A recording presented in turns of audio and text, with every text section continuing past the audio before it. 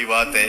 یہ کسی شخص کی کامیابی کی یہ 3 چیزیں میرے حضور نے ارشاد فرمائی. سب سے پہلی کہ اس کو اسلام نصیب ہو گیا. دوسری بات اس کو رزق کفاف مل گیا.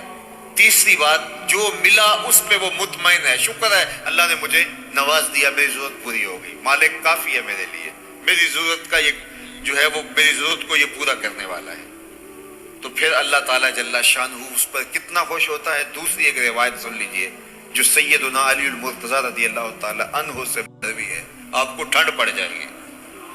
میں نے پچھلے جمعۃ المبارک کو کہا تھا کہ جو باہر بیٹھنے والے ہیں ان کو گرمی کا احساس لگ رہا ہے, تو اگلے جمعے کو ہم کوشش کریں گے کہ آپ کے لیے بہتر اسباب پیدا ہو جائیں اور ماحول زیادہ ٹھنڈا ہو. ہم نے کیا کرنا تھا, رب نے ٹھنڈی ہوائیں جاری کر دی. تو یہ اللہ تعالیٰ جل شانہ نے میرے لیے اور آپ کے لیے یہ اسباب مہیا کر دیے. تو جس طرح اللہ نے ماحول کو ٹھنڈک دی اور آپ نہ جانے کہاں کہاں سے چل کے آتے ہیں, تو یہ حدیث آپ کو ایسی ٹھنڈ دے گی, ایسا قرار پہنچائے گی کہ آپ کا روزہ بھی ٹھنڈا گزرے گا, آپ کا دل بھی ٹھنڈا ہوگا, آپ کو قرار باطن بھی نصیب ہوگا, آپ کو سکون قلب بھی نصیب ہوگا. روایت ہے سیدنا علی المرتضیٰ رضی اللہ تعالی عنہ سے, اور وہ آقا کریم علیہ الصلوۃ والسلام کی حدیث بیان کرتے ہوئے ارشاد کرتے ہیں کہ آقا کریم علیہ السلام نے ارشاد فرمایا, من رضی من اللہ بالیسیر من الرزق رضی اللہ منہ بالقلیل من العمل. جو اللہ کے دیے گئے تھوڑے رزق پہ راضی ہو گیا, اللہ اس کے تھوڑے عملوں پہ راضی ہو گیا. اللہ اکبر. اللہ کہتا ہے بندے تو بندہ ہو کے راضی ہو گیا, تجھے تو ضرورت تھی, بچوں کے لیے دوائی چاہیے تھی, 3 وقت کا کھانا چاہیے تھا, سر چھپانے کے لیے چھت چاہیے تھی, موسمی اثرات سے بچنے کے لیے لباس چاہیے تھا, لیکن تو پھر بھی راضی ہو گیا, پھٹے پرانے کپڑوں میں بھی راضی ہو گیا. اللہ اکبر. جو اللہ کے دیے گئے تھوڑے رزق پہ راضی ہو گیا, اللہ اس کے تھوڑے عملوں پہ راضی ہو گیا. تجھے ضرورت تھی تو پھر بھی راضی ہو گیا, مجھے تو تیرے عملوں کی ضرورت بھی نہیں ہے. اللہ اکبر. اور سنو حضور کا فرمان, حضور فرمایا میرے دوستوں میں سب سے قابل رشک دوست وہ ہے. میرے دوستوں میں سے حضور نے دوست اپنا قرار دیا, میرے دوستوں میں سب سے قابل رشک دوست وہ ہے جس کے پاس سامان دنیا تھوڑا ہے, نمازیں زیادہ ہیں. سامان دنیا تھوڑا ہے اور نمازیں زیادہ ہیں. جب وہ چلتا ہے تو اس کی طرف انگلیوں سے اشارے نہیں ہوتے, یعنی کوئی اتنا معروف بھی نہیں ہے کہ لوگ ہیں یہ فلاں صاحب جا رہے ہیں, یہ فلاں سیٹ صاحب جا رہے ہیں, یہ فلاں نواب صاحب جا رہے ہیں, اوٹر والی گاڑی آگے چل رہی ہے, ہٹو بچو کون جا رہا ہے, یہ فلاں جا رہا ہے. ایسا نہیں ہے. کہا کہ انگلیوں سے اشارے بھی اس کی طرف نہیں ہوتے. ثم نقض بیدہ, نے ہاتھ سے یوں چٹکی بجائی. ثم نقض بیدہ, پھر حضور نے ہاتھ سے چٹکی بجائی.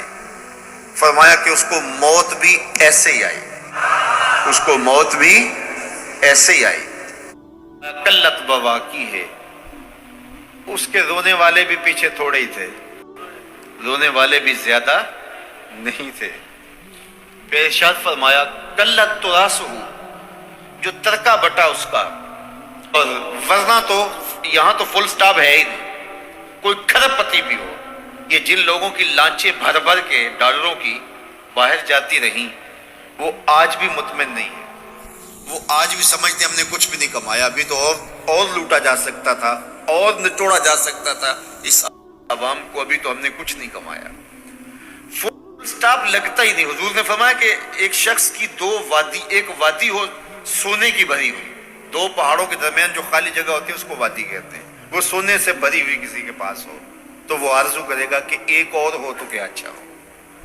کبھی بھی پیٹ بھر جاتا ہے, آنکھ نہیں. میرے راہ خدا میں تو خیرات کرنے کا سرور باطن اس کو نصیب ہو رہا تھا.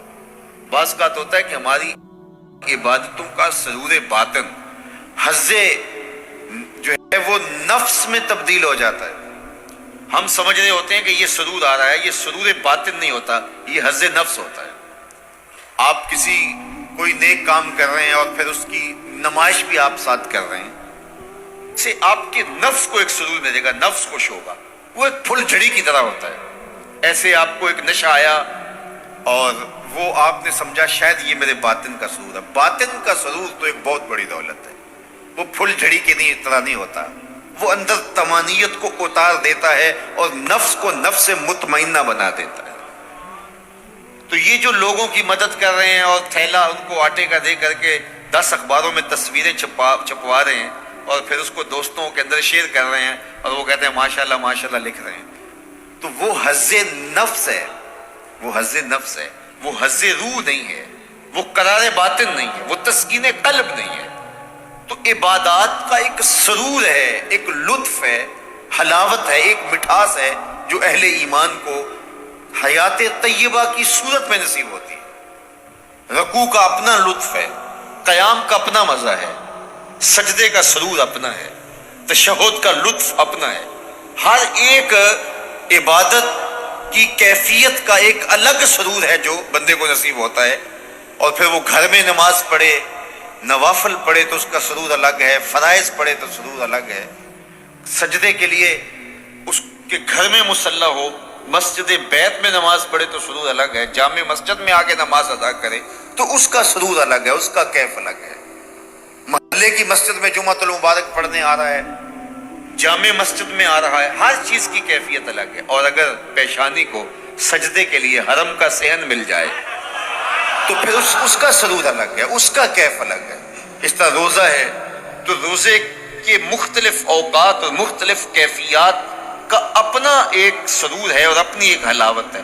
سحری کی روحانیت اپنی ہوتی ہے اور افطاری کے لمحوں کی ایک اپنی باطنی کیفیت ہوتی ہے جو روح میں جذب ہو رہی ہوتی ہے. تراویح کا سرور اپنا ہوتا ہے. پھر سحر گھر میں کرے تو سرور اپنا ہے، اور سحر جو ہے وہ کسی پاک باز بندے کی صحبت میں بیٹھ کے سحری کا کھانا کھا رہے ہو تو اس کا سرور اپنا ہے. اس طرح افطار کا لطف اپنا ہے، گھر میں کرے تو اپنا سرور ہے، مسجد میں بیٹھ کے کرے تو سرور اپنا ہے. اور اگر افطار کے لمحے مسجد نبوی کے صحن میں مل جائیں، کھجور بھی مدینے کی ہو، شہر بھی مدینہ ہو، اور روزہ رکھا ہو، نظر روزہ اقدس پہ ہو، اور ادھر مسجد نبوی سے اذان آئے اللہ اکبر اللہ اکبر، اور کوئی شخص روزہ کھول رہا ہو تو جو کیفیت اس کی ہے وہ کیفیت کسی اور جگہ کی نہیں ہو سکتی ہے. تو ہر عبادت کا ایک لطف ہے، ایک حلاوت ہے، ایک سرور ہے. وہ سرور باطن حیات طیبہ ہے، وہ ستھری زندگی ہے، وہ پاکیزہ اور خوشگوار زندگی ہے. تو جب عبادت کا روحانی لطف آنا شروع ہو جائے، جب ان کا سرور باطن نصیب ہونا شروع ہو جائے، تو پھر سمجھ لینا کہ اللہ ہماری عبادتوں کو قبول کر رہا ہے اور ایک مطمئن اور پاکیزہ زندگی ہے.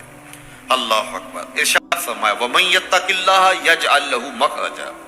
جو اللہ تعالیٰ سے ڈرنا سیکھ جاتا ہے، اللہ تعالیٰ کے احکام کو بجا لانے کی کوشش میں لگ جاتا ہے، يَجْعَلْ لَهُ مَخْرَجًا، اللہ اس کو مشکلوں سے، مصائب سے، آلام سے، تکلیفوں سے نکلنے کے راستے نصیب کر دیتا ہے. زندگی مشکلات کا نام ہے، زندگی کوئی آسان نہیں. وہ کسی نے کہا تھا زندگی ہے یا کوئی طوفان ہے، ہم تو اس جینے کے ہاتھوں مر چلے. تو زندگی ایک مشکل مرحلہ ہے، لیکن جب بھی مشکل آتی ہے اللہ کوئی راستہ عطا کر دیتا ہے اور آپ کو آسانی سے اس مشکل سے نکال دیتا ہے. وہ مشکل آپ کے لیے ذلت کا ذریعہ نہیں بنتی، بلکہ اس مشکل کی کوکھ سے ایک راستہ نکلتا ہے اور جو ہے وہ روشنی پھوٹتی ہے. تو یہ ہے اللہ کی طرف سے تمہارے لیے ایک مخرج، اللہ تمہارے لیے ایک راستہ نکالتا ہے. تو یہ اس کا مقصوم ہے جو اللہ سے ڈرنے والا ہوتا ہے.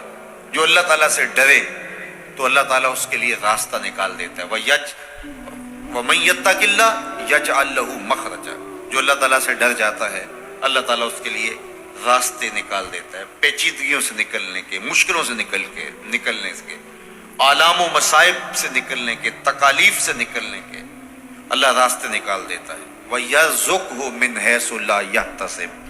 اور اللہ اسے وہاں سے رزق دیتا ہے جہاں سے اسے گمان بھی نہیں ہوتا. اس کے لیے غیبی دروازے رزق کے کھول دیتا ہے.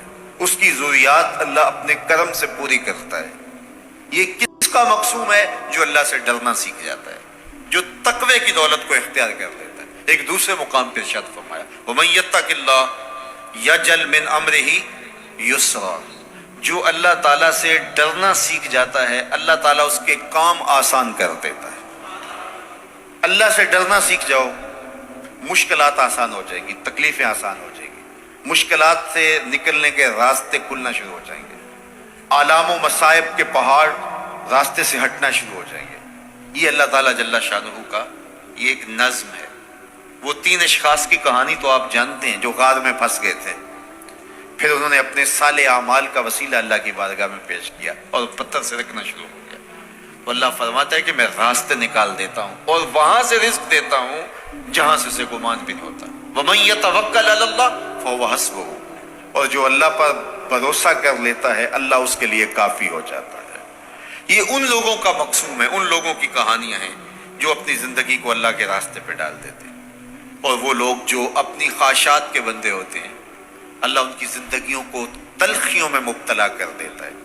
دولت کے باوصف وہ اذیتوں میں زندگی بسر کرتے ہیں۔ ارشاد فرمایا وَمَنْ أَعْرَضَ عَنْ ذِكْرِي، جو میرے ذکر سے اعراض کرے، میری یاد سے منہ پھیر لے، میرے بتائے ہوئے احکام پر عمل کرے،